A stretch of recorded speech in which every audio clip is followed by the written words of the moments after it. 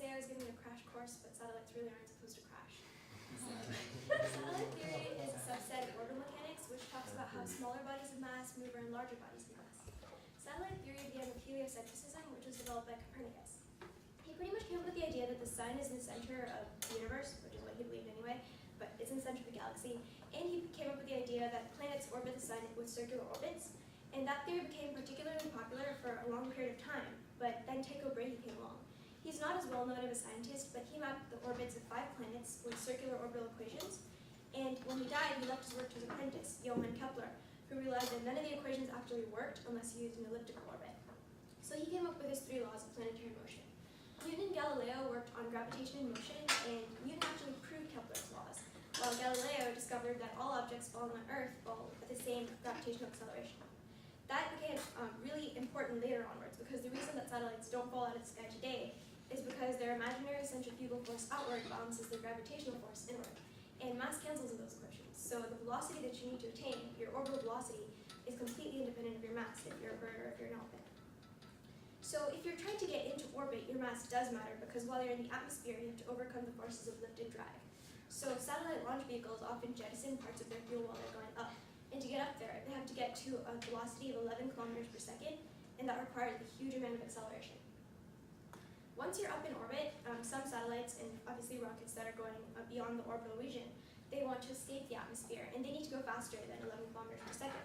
So a lot of them have extra thrusters on the end that can help them escape the atmosphere by increasing their orbital velocity by 41%. That's the fast way to do it. Or you could use Newton's vis-viva equations, which I'll get into later. But pretty much to escape the atmosphere, all you have to do is increase your velocity by nearly half as much as it was before. That also requires quite a lot of thrust.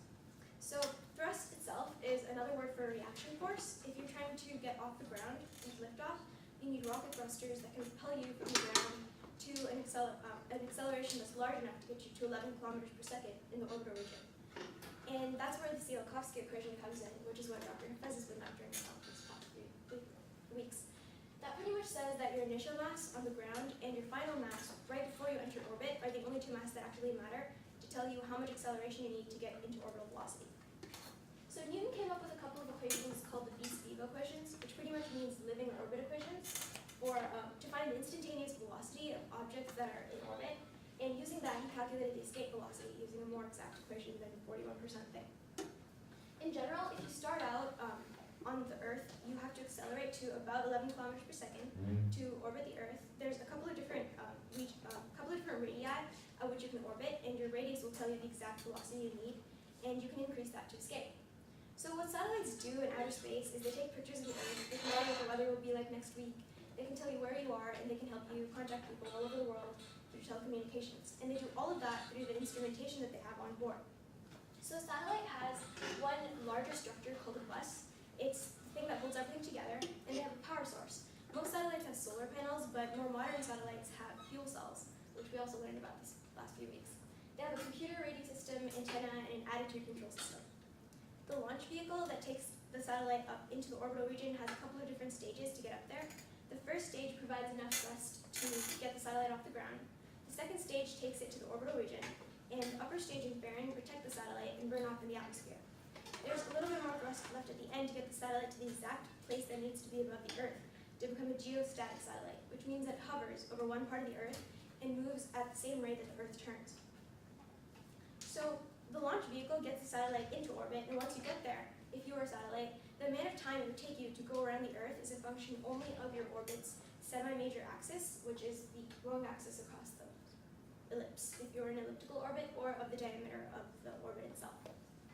If you were a satellite, and if you were inside the satellite, you'd be completely weightless while you were in outer space, because you'd be accelerating at the same rate as the satellite, and as Galileo said, everything falling on Earth accelerates at the same rate.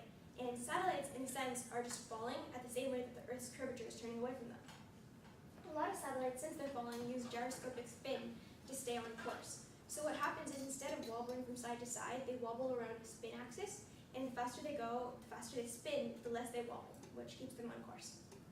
GPS is one of the most important applications of satellites today, so you need a minimum of 3 geostatic satellites to pinpoint your location based on an intersection of 3 spheres made with radii that are the distance between you and the satellite in question.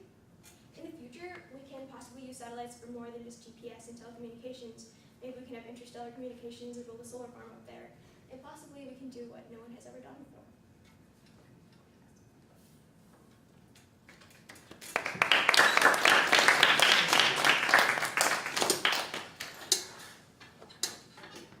So as you guys know, math and science are the basis of all engineering, and Carnot and Leibniz are two particular individuals who contributed greatly to engine mechanics, which is a lot of the basis of satellite dynamics.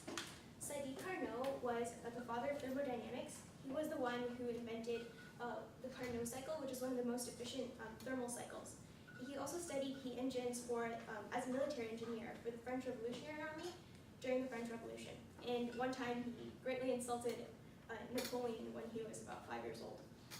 During his life, he was the son of a famous scientist named Lazare Carnot, so he's often confused with his father. Sadi Carnot unfortunately died at the age of 36, and everything that we know about him, he could have done so much more if he had lived, so he was quite a genius, I would say. Before Carnot published all his works, steam engines were the most popular engine, and the highest known efficiency of a steam engine was only 3%. There was a pretty early version of an internal combustion engine, but the laws of thermodynamics were really still far away, and Carnot didn't know about any of those. He only ever published one book, which is Reflections on the Motor Car Fire. All of his other works are buried with him because he died of a terrible plague, and the only way to get to those works would be to entomb him, which would be a bad idea if you didn't think so already.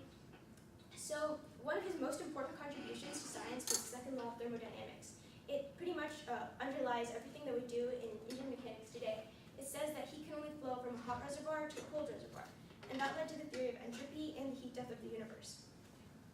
He invented the Carnot cycle, which is a thermal process with 2 isothermal and 2 adiabatic processes.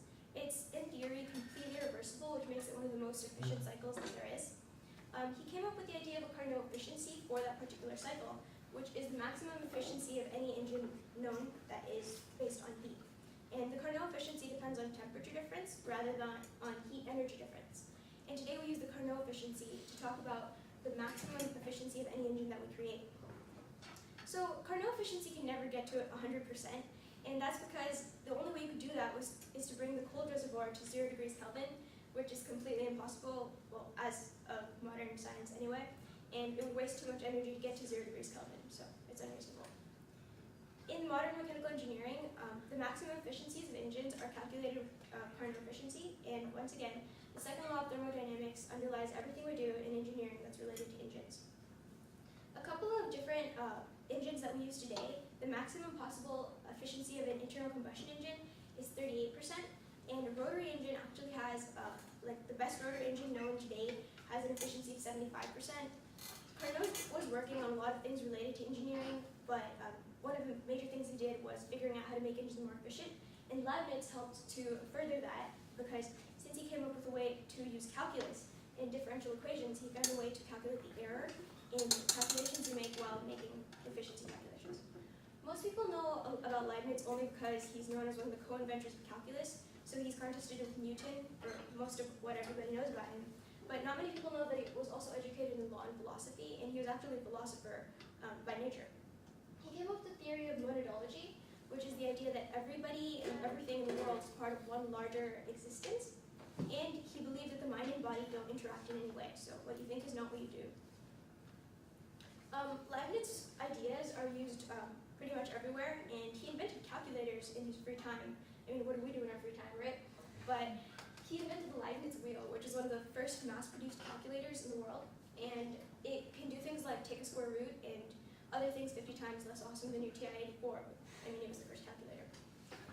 The calculus dispute that he's most well known for is the fact that Newton accused him of plagiarism. And the commonly held belief is that both of them discovered it independently, and Leibniz actually invented a completely separate notation called DDX notation, which led to differential calculus. The DDX notation, which you can see on the right side, is the way that Leibniz saw derivatives to be differences. But in truth, both Leibniz and Newton saw derivatives as differences rather than as limits, which is how we see them today.